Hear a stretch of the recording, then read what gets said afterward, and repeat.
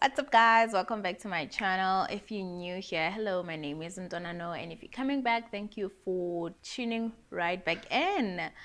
So it's been a minute, but I'm back here, and you guys are gonna find out the reason why I wasn't actually posting in the past week. And yeah, man, it's wrapped up in those 5 things that I'm gonna discuss today. So without any further ado, let's get on to the video. So today I'm talking about the 5 things that I wish I knew when I was still at uni, so I could have made like better choices and better decisions.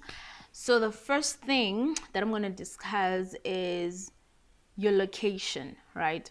So if you're in uni and you're in your final year and you're looking to move away from the student environment into a more adult space, if there's such a thing, the first thing that you need to look at is location, right?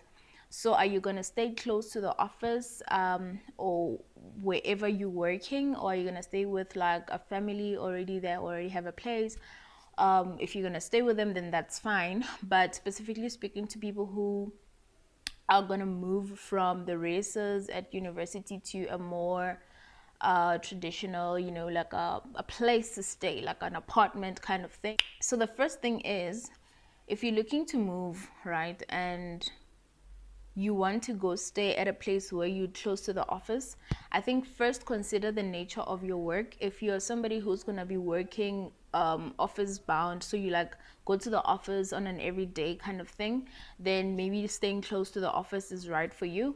If you're somebody who works on clients like I do, so what happens with me is I don't know where I'm going to be working in September. Depends on where the client is at that time. I need to travel to the client. So I'm hardly at the office, and so staying close to the office doesn't really make sense for me.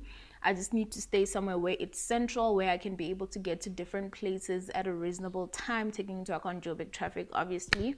So yeah, that's the first thing. And I think also, while you're still at uni, consider your moving costs. Remember, when you move from uni to an apartment or bachelor or whatever it is that you're moving to, you're going to incur moving costs to carry your stuff from wherever you are to that place. Remember, if you're also moving to a place, you're probably going to need furniture. So you're going to need to buy furniture, you're going to need to buy a bed, you're going to need to buy a couch, stuff like that. Another cost that was a surprise to me moving from a race to an apartment was the cost of installation stuff. So I had to install my DSTV, I had to install my washing machine, I had to install a lot of things. So consider installation costs as well when you're moving to these places. And yeah, man, so that's the first thing, your location, where you're going to be staying. The second thing that I want to talk about is, while you're still at uni, try and get involved in different things. So me, I literally wasn't the kind of person to get involved, and I sort of caught up on this like so late in my study career. But the idea is, you need to get involved in things like your student councils, your different organizations, just so you look like a well-rounded person to your potential employer, because we all know that finding work is so difficult at this day and age. It's not even a joke. People are getting retrenched left, right, and center. So to sort of make yourself, to give yourself, a better chance, get involved so that your employer can see that this person is actually active, not only in their studies, but they are a well-rounded person. It is not helpful for you to have 90s and A's in your academic record, but you've never experienced the real life kind of situation. So you don't have any leadership skills, you don't have, like, there is no evidence that you've ever conversed with people or you've gotten involved. So like, get involved and be a well-rounded person so you look good to your potential employer, and also it looks good on your CV. So that's definitely a plus one. Another thing is, you acquire new skills as you go, so definitely look into that. Maybe if you have a little bit of extra time, just join an organization, get in a leadership role, just do something other than studying, obviously. The third thing that you need to know while you're still at uni is that when you move out of university into the workspace, if you're going to work or in corporate or whatever environment that you're working at, The idea is you are starting all over again, right? So you know how you move from primary to high school and then you move to university. Moving now to work is you starting all over again. So you need to learn the language, you need to learn how they do things, you need to learn how to dress, you need to learn how to address people. You sort of need to move out of your comfort zone and start learning all over again.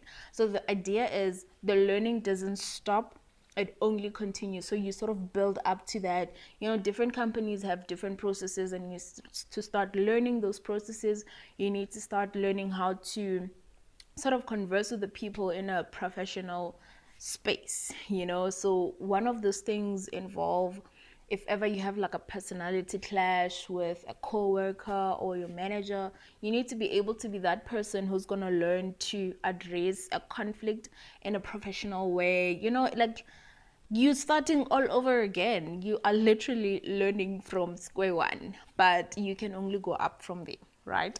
So that was number 3. Number 4 speaks to the first one, is that you need to start learning how to budget, and you need to start learning how to save, right? Especially if you are not a trust fund baby, which I think most of us are not. You need to start learning how to save. You need to start learning how to put away little something for yourself, be it for moving. So after you've done with your degree, you want to move to a certain place. Remember, moving to a place is not just paying the rent. You need to pay deposit, you need to pay a moving truck, you need to buy furniture. So you sort of need to learn how to save with the little that you have. So some people are like, no, actually I can't save because I don't get a lot. The little that you get, that 1,000 rand that you get every month, you can save at least 100 rand.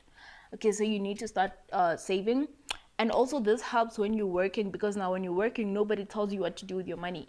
You have to make sure that you can go to work with that money, you can live on that salary, you can pay your rent, you have to do everything out of that. So it's important to sort of learn how to save, you know. And then the last one, which is the 5th one and the most important one, or the one that hit me the most when I got out of university, is the fact that if you're moving into a traditional 9-to-5 job, you will probably not own your time. You don't have as much time as you used to. Now let me tell you, I used to think I will probably have much time when I'm working than when I was studying, because I just thought, you know, I'm just gonna come back from work and the rest of the day is mine. But the thing that I didn't think about is the fact that I'm gonna come back from work at 6 p.m. right? At 6 p.m. that's where I can do my own thing. So I can read a book, that's where I can see my friends, that's when I can see my family, that's when I can be on social media, that's when, you know, like, my day just moved from 24 hours to 5 hours, literally, right? So you will not own a lot of your time. You will not have much time as you do now. So what I'm going to advise you is live now while you still have the time. I'm not saying we don't have time to live when we're working. I'm saying it's more constrained. Basically, that's my point. I don't know if I'm making sense in this video. I hope somebody understands what I'm talking about.